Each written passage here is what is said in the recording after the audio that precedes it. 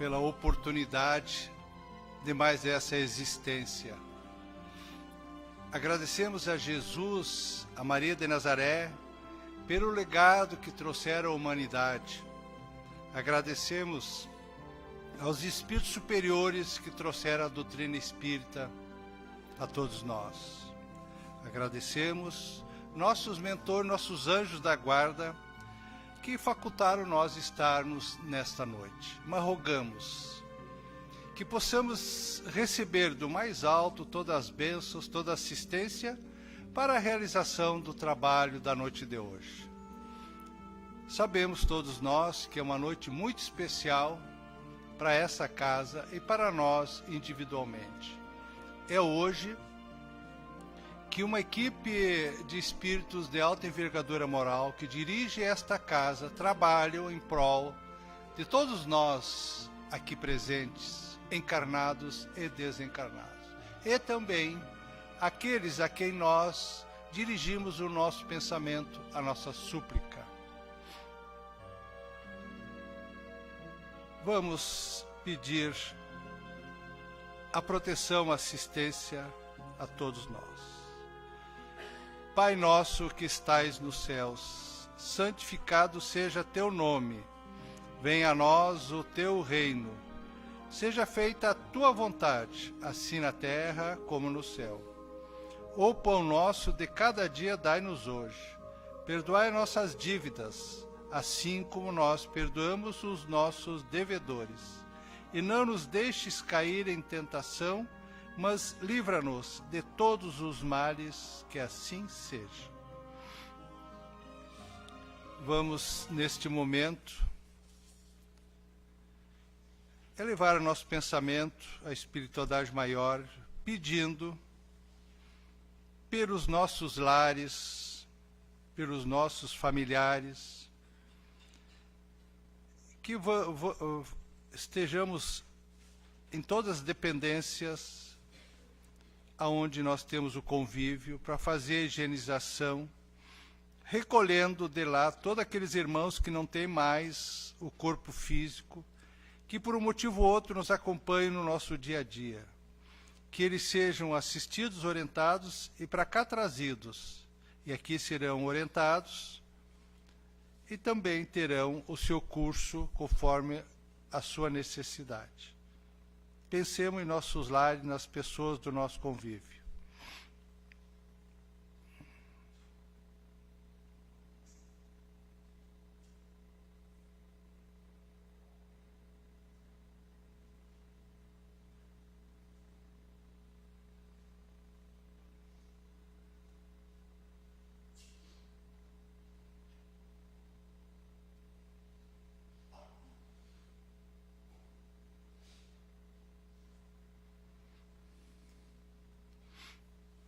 Que assim seja.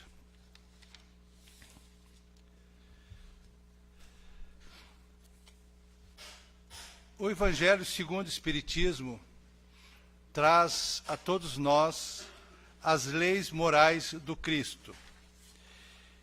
E nós, para a harmonização dos trabalhos da noite de hoje, vamos buscar no capítulo 5º, 15º, fora da caridade não há salvação. Fora da caridade não há salvação. Caridade e humildade tal a senda única da salvação. Egoísmo e orgulho tal a da perdição.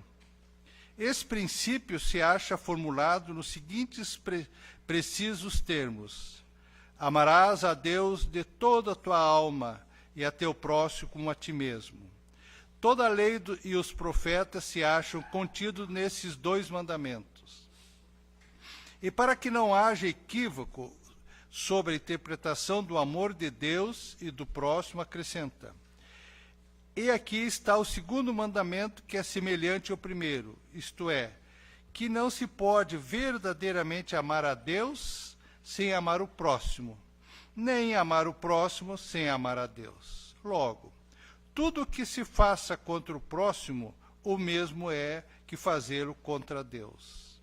Não podendo amar a Deus sem praticar a caridade, para com o próximo. Todos os deveres do homem se resumem nesta máxima: fora da caridade não há salvação. A prática da caridade é o melhor instrumento que nós temos para buscar a nossa elevação moral. A prática da caridade é tão difícil nos nossos dias que nós perdemos a cada momento oportunidade de estarmos resgatando um débito pela nossa omissão. E a caridade se faz de vários momentos e várias circunstâncias. E a caridade maior é praticarmos em casa, junto aos nossos familiares, aceitando as pessoas como são, respeitando a sua individualidade. E também, quando estamos na sociedade, buscar nos comprometer, nos ajudar. Hoje, o país vive uma crise econômico-financeira muito grande, e política também. Então, as dificuldades estão aí. Pais de famílias desempregados, pessoas altamente qualificadas sem ter aonde exercer sua profissão. A dificuldade bate à nossa porta. Então, é o momento de nós praticarmos a caridade, encaminhando as pessoas para uma ocupação profissional, buscando uma ajuda material, mas, sobretudo, encaminhando nossos jovens, tendo a responsabilidade do diálogo com o jovem. Isso é a prática da caridade. Nós temos que buscar naqueles que estão ao nosso derredor o ensinamento do Cristo, sabendo dizer aos nossos jovens sim, sim, não, não. Não podemos, para tirar uma responsabilidade dos nossos ombros, ou simplesmente, pela zona de conforto, atendermos todas as necessidades dos nossos jovens, filhos, alunos, colegas, enfim. Devemos realmente mostrar qual é o caminho reto da salvação. Nós estaremos praticando a caridade e ensinando eles, pelo nosso gesto, a prática da caridade. Um conselho vale muito. É capaz de salvar a vida de alguém quando colocado com dignidade e respeito. Nós precisamos orientar a todos, principalmente os jovens, eu insisto. Por quê? Estamos nessa fase de transição planetária, aonde se alvoroçam muitos espíritos para perturbar a paz no país. É onde irmãos, familiares, parentes, brigam literalmente por motivos políticos. Vamos respeitar a opinião do outro, mas vamos ensinar aqueles que nós temos a responsabilidade. Porque depois não adianta criticar os políticos. Vamos ter a prática da caridade de ensinar a votar, chamar a responsabilidade, fazer o bem pelo país. Não vamos nos omitir. Jesus já nos chamava a atenção, e ele veio numa época extremamente conturbada para apaziguar os corações pelo exemplo. Que assim seja. Hoje nós temos o nosso irmão Diego, trabalhador da nossa casa, a responsabilidade de nos trazer um tema muito importante que ele preparou com bastante carinho. Passamos a palavra ao Diego e vamos vibrar para que ele consiga trazer tudo aquilo que ele preparou com muita competência.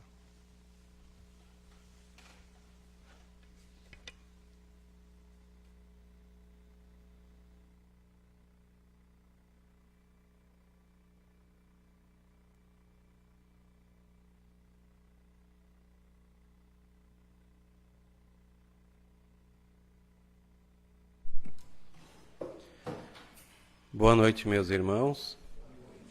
Que a paz do Mestre Jesus esteja conosco hoje e sempre. Os irmãos que estão de pé lá no fundo, ainda temos lugares aqui mais à frente. Por favor, fiquem à vontade.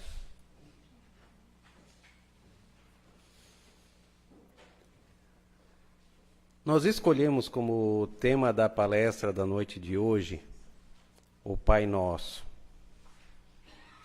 E por que escolhemos o Pai Nosso como tema?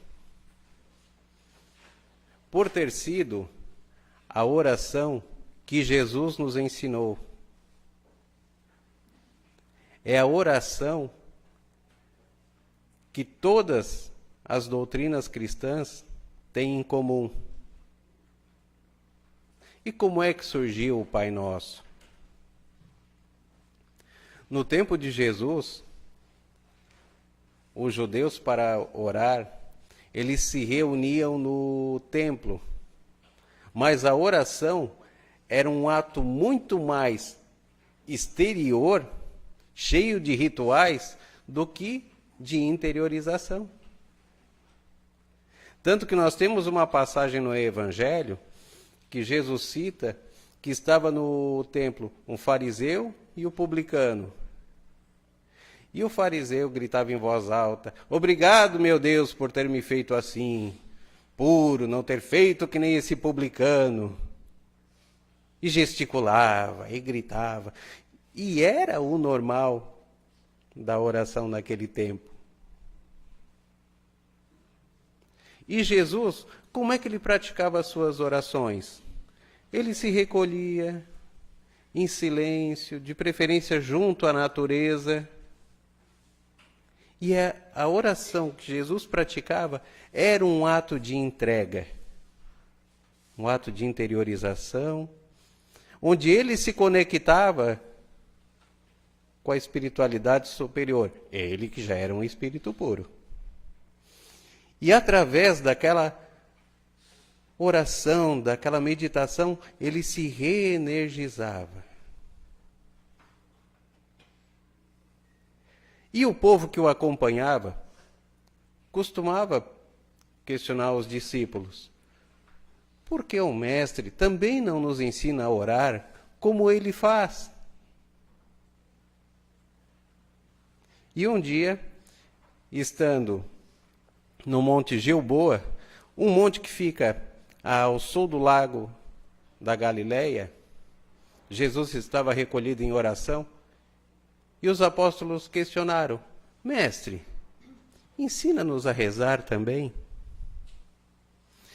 E Jesus ensinou uma oração curta e que ali envolvia todos os ensinamentos que ele havia ensinado a todos nós e ainda ratificava o ensinamento dos profetas. E como é que ele inicia? Ele inicia dizendo Pai Nosso. E nós, olhando o Evangelho segundo o Espiritismo,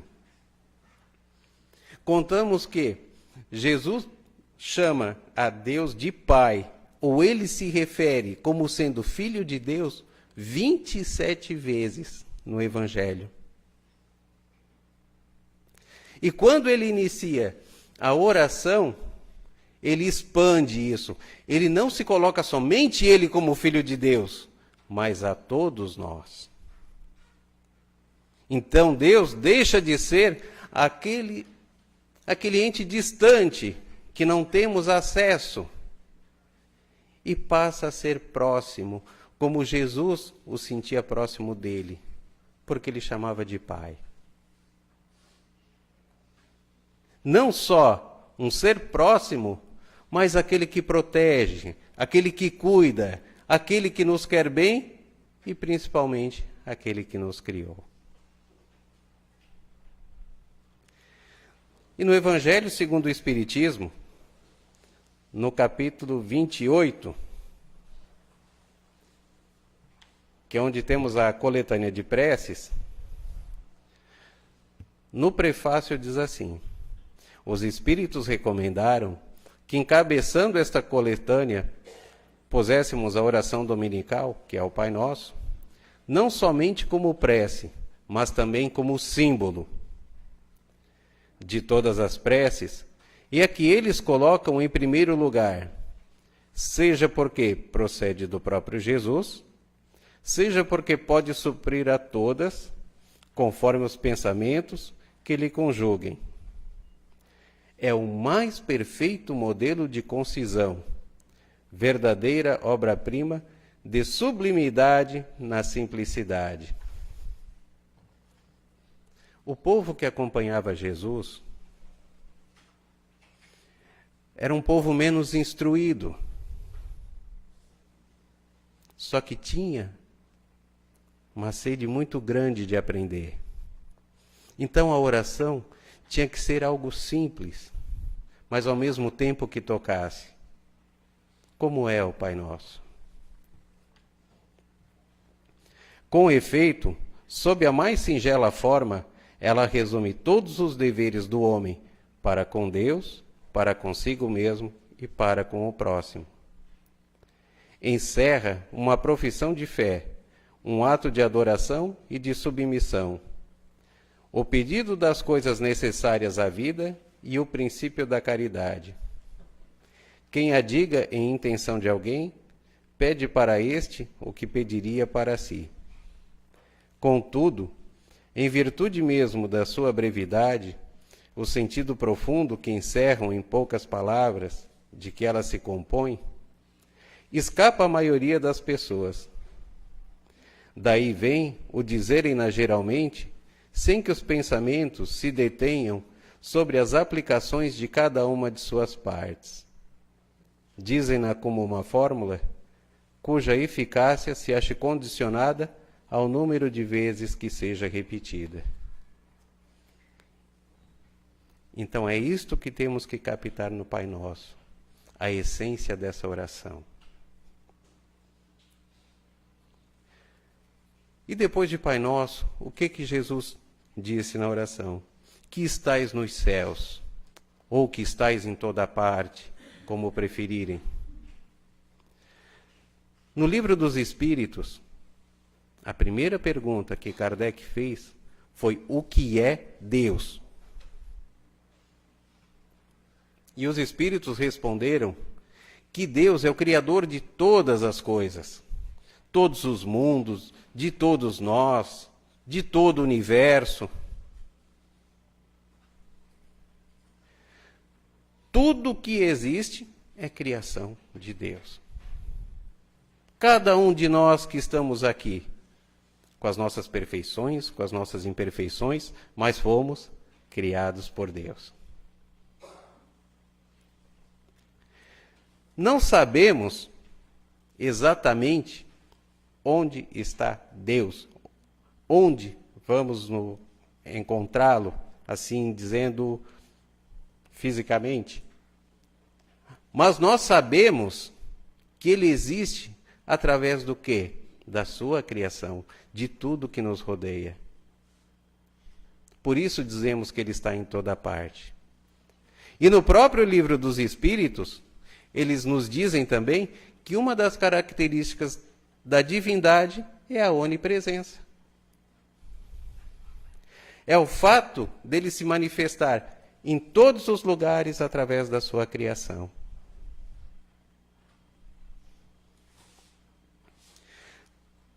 Santificado seja o vosso nome. Lá na lei mosaica, quando Moisés revelou os 10 mandamentos, qual era o primeiro? Amar a Deus sobre todas as coisas. Segundo, não tomar seu santo nome em vão. Terceiro, guardar domingos e festas de guarda. Quarto, honrar pai e mãe. E o que Jesus diz que Deus é nosso? Pai. Então, como não santificar? Como não agradecer todos os dias? Como não louvar esse ser superior que não só nos criou, mas nos dá tudo o que é necessário para a nossa existência? E mais, não só nos criou, como nos deu liberdade de agir através do nosso livre-arbítrio. E mais, nos ama, nos perdoa, nos acolhe, permanece sempre próximo de nós. Às vezes, nós que nos afastamos dele. Mas como Jesus colocou na parábola do filho pródigo, quando voltamos, lá está ele de braços abertos para nos acolher. Que nos ampara naqueles momentos mais difíceis, que pensamos que estamos sozinhos. E Deus está lá, nos amparando, nos auxiliando, nos dando força para superarmos as nossas dificuldades.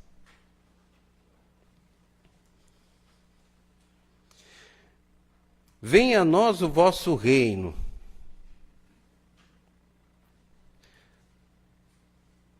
Por que não nós irmos até Deus?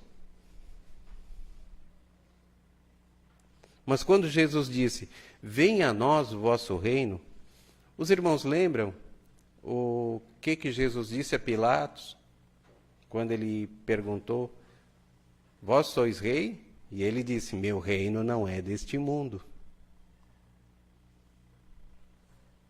Mas quando Jesus diz, venha a nós o vosso reino, ele está nos convidando a nos melhorarmos, melhorar o nosso mundo, para que ele se transforme também no reino de Deus. Um reino de paz, um reino de amor, um reino de tolerância, de bondade, onde Jesus pudesse chegar e dizer, agora sim, agora a terra é o meu reino. Agora os homens que residem aqui aprenderam a lição que eu ensinei.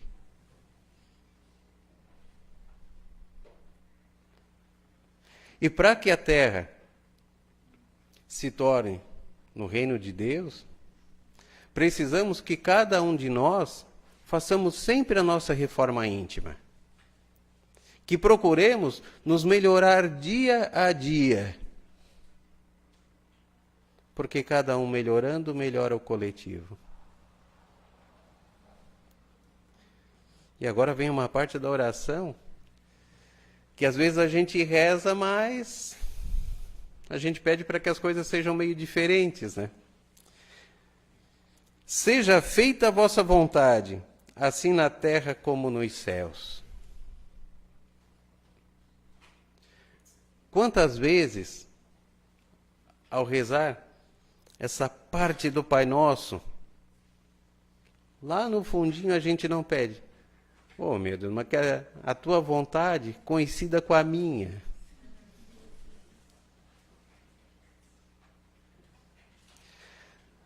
E por que fazemos isso? Porque nós ainda não sabemos o que é melhor para nós. Às vezes, aquela dificuldade que a gente pede para que seja afastada, ela está sendo uma lição que vai nos ajudar a crescer, que vai nos deixar mais fortes. E às vezes aquele caminho que a gente queria tanto e que pedia na oração, Senhor, seja feita a minha vontade. Mais tarde, não traria os benefícios que o caminho escolhido por Deus nos traz.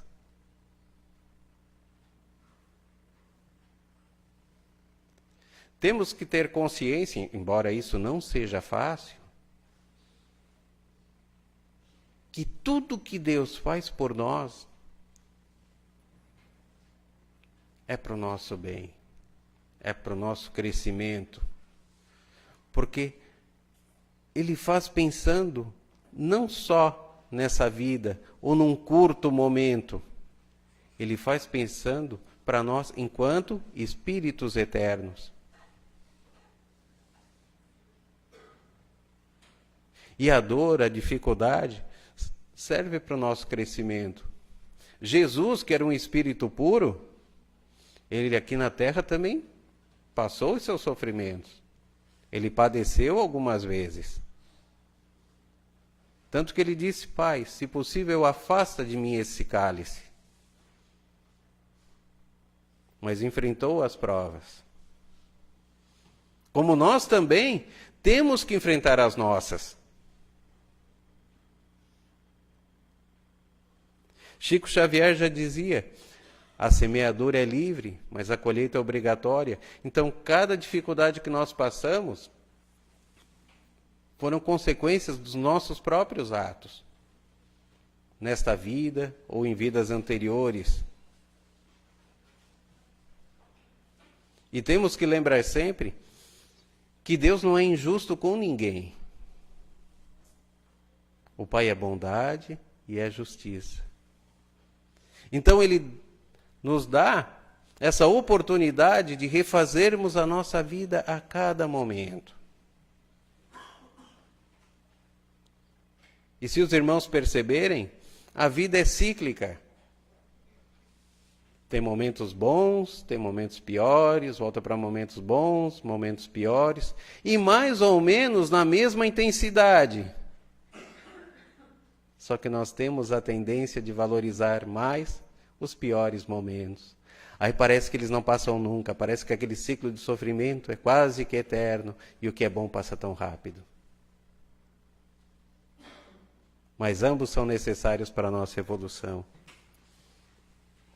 O pão nosso de cada dia dá-nos hoje e sempre. O pão físico para sustentar o nosso corpo, para que nós possamos cumprir as nossas provas, para que possamos nos manter de pé todos os dias. Mas também o pão do Espírito,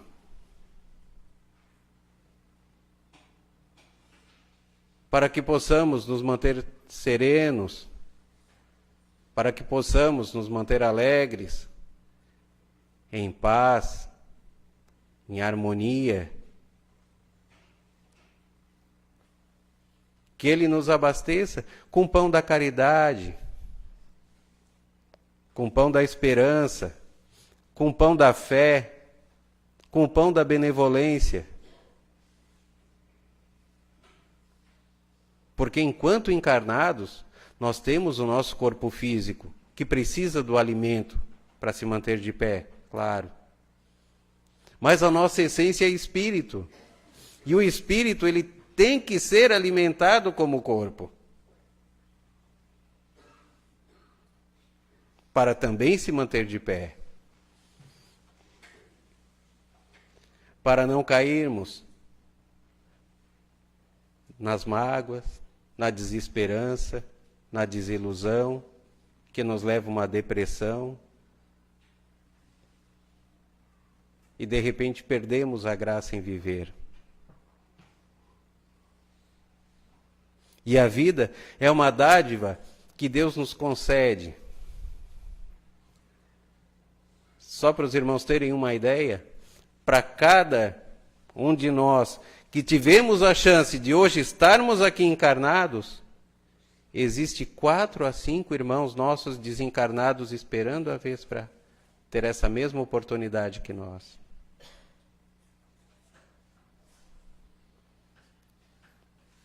Então, nós fomos agraciados com essa chance de estarmos aqui, neste planeta, hoje. Uns passando por mais dificuldades, outros menos. Mas essa luta, aqui num planeta de provas e expiações, é para o nosso crescimento. Perdoa as nossas ofensas, assim como nós perdoamos a quem tiver nos ofendido.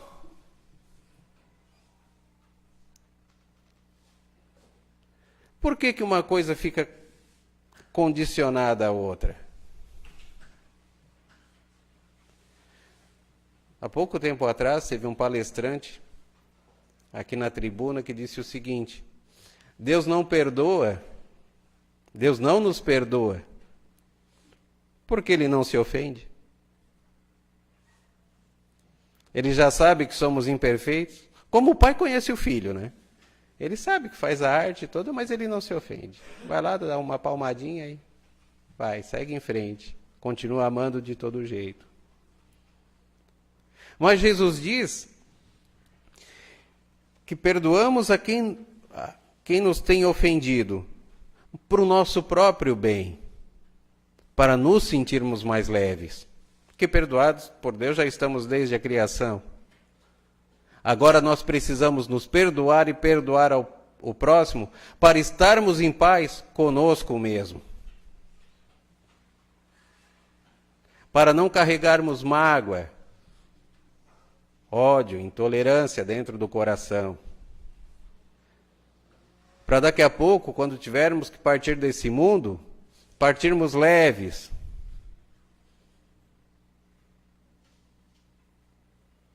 E como nós recebemos relatos de irmãos que se encontram em situação bastante penosa pelo fato de não conseguir perdoar, alegando que ele está sofrendo do outro lado da vida em consequência de algo que fizeram a ele. Meu irmão, então para te ficar melhor, perdoa. Esquece o que passou, mas eu não consigo. E continua sofrendo. Perdão é uma condição de felicidade que Jesus expressa no Pai Nosso. Não nos deixes cair em tentação. E está escrito no Evangelho. É preciso que haja o escândalo, mas ai por quem venha o escândalo. A tentação são aquelas imperfeições que sucumbimos, que nos inferiorizam. E no Pai Nosso, nós pedimos para que Deus nos sustente, não nos deixe cair nessas imperfeições, nessas tentações que nos deparamos todos os dias da nossa vida. Que Deus nos ajude, nos dê força para sermos mais fortes, mais resistentes. Porque, como já foi dito aqui também, se diz, mas a carne é fraca. A carne não, quem é fraco é o espírito. É ele que sucumbe. Então ajuda, Pai, para que o nosso espírito seja mais forte. Para que tenhamos condições de resistir a tudo de mal que bata à nossa porta. E que se cairmos, que juntemos força, que nos levantemos de cabeça erguida e continuemos caminhando. Porque a Terra é um planeta de aprendizado. E aprendemos também com os nossos erros. Mas é importante que não nos detenhamos neles. É preciso erguer a cabeça, mudar de atitude e continuar firme na caminhada. E livra-nos da prática de todo o mal. Por que o mundo é tão difícil? Por que ainda existem guerras, existem tanta indiferença, existem tantas diferenças?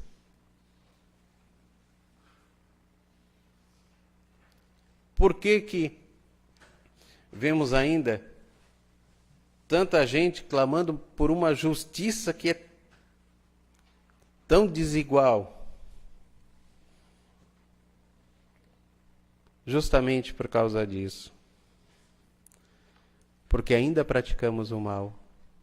Porque ainda nos deixamos nos levar pelo orgulho, pela vaidade, pelo egoísmo, que Jesus tanto combateu. E aqui ele pede, livra-nos da prática de todo o mal. Não nos deixe, Pai, ser instrumento de qualquer mal que seja, por menor que seja, que não façamos nada em nosso prejuízo ou em prejuízo dos nossos irmãos. Que possamos servir de exemplo no bem, para o bem. Que nos transformemos e ajudemos também a transformar os nossos irmãos pelo exemplo.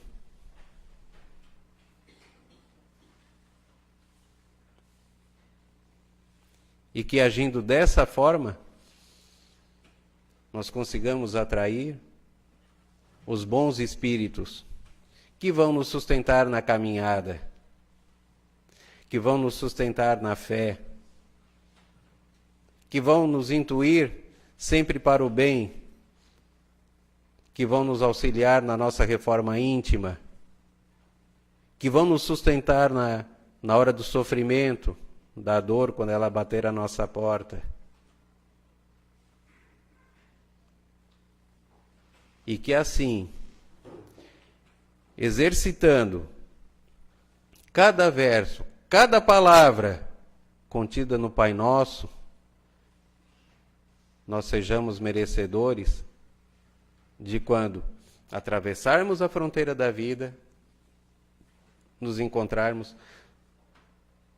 num momento de merecimento, numa condição em que possamos ser abrigados por espíritos mais evoluídos.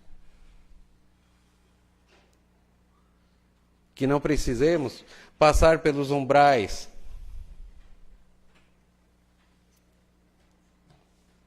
que possamos já, nessa vida mesmo, gozar da paz prometida por Jesus, nessa vida e na outra.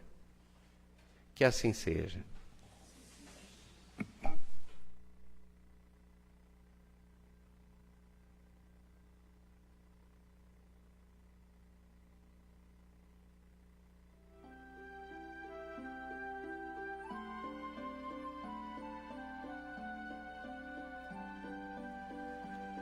O Pai Nosso. O Pai Nosso, ele contém mensagens que começamos glorificando a Deus, reconhecendo, fazendo nossos pedidos e também nos comprometendo e nos melhorarmos.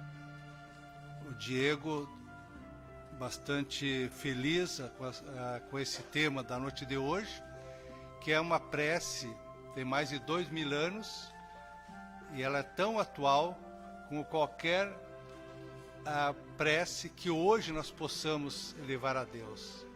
Que tenhamos o cuidado a fazer essa prece pela sua grandeza. É uma prece literalmente divina, de extrema significação para toda a humanidade. Neste momento, nós vamos orar pela magnetização das águas, pedindo à equipe espiritual que dirige essa casa para que coloque a medicação que cada um veio em busca, sabendo que a água é o único elemento na atmosfera, no planeta Terra, na natureza, que retém a medicação do mais alto. A água magnetizada nos refrigera, nos ajuda ao nosso equilíbrio físico e espiritual. Devemos valorizá-la, por si só é o alimento mais puro e mais importante que nós temos. Vamos orar e vibrar por todos os presentes na noite de hoje, encarnados e desencarnados.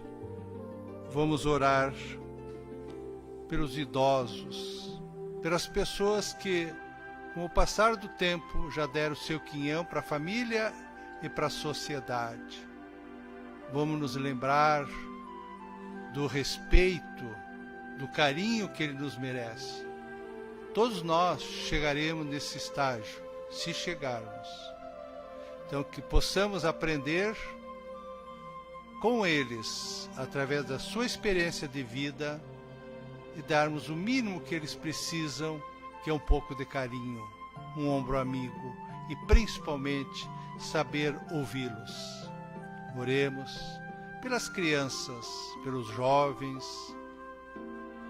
que tanto nós pedimos, porque são eles que vão forjar a sociedade vindoura.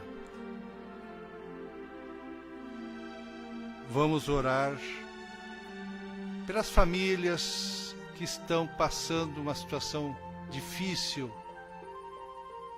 pela perda ou pela passagem de um ente querido para o plano espiritual. Porque nós não perdemos ninguém, até porque nós não temos a posse sequer de um filho, que é uma joia preciosa que Deus nos colocou para nós lapidá-lo. Nós sabemos que todos nós retornaremos ao plano maior, retornaremos depois de cumprir nossa jornada. E sabemos a data de nosso nascimento, mas nunca sabemos quando faremos a passagem. Isto é uma graça de Deus, para que nós nos preparemos diariamente, como se fosse o último dia que nós estejamos passando neste planeta, nesta existência. Não percamos tempo.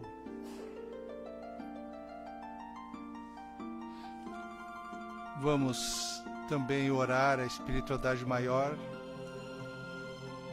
pelo passe coletivo. É o momento de nós meditarmos as nossas necessidades físicas e espirituais. É o momento que uma equipe espiritual especializada no passe está colocando em nós toda a medicação do mais alto, os refrigérios, para que nós saiamos daqui bem melhor que aqui chegamos.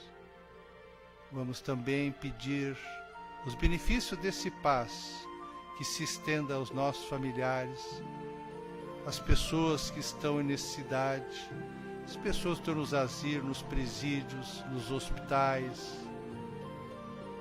e por todos que nós temos a lembrança de uma necessidade, de uma prece.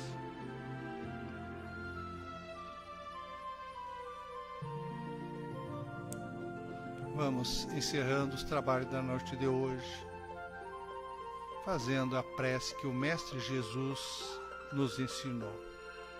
Pai nosso que estais nos céus, santificado seja teu nome, venha a nós o teu reino. Seja feita a tua vontade, assim na terra como no céu. O pão nosso de cada dia dai-nos hoje. Perdoai nossas dívidas, assim como nós perdoamos os nossos devedores. E não nos deixes cair em tentação, livra-nos de todo o mal, que assim seja. A todos uma boa noite, um bom fim de semana.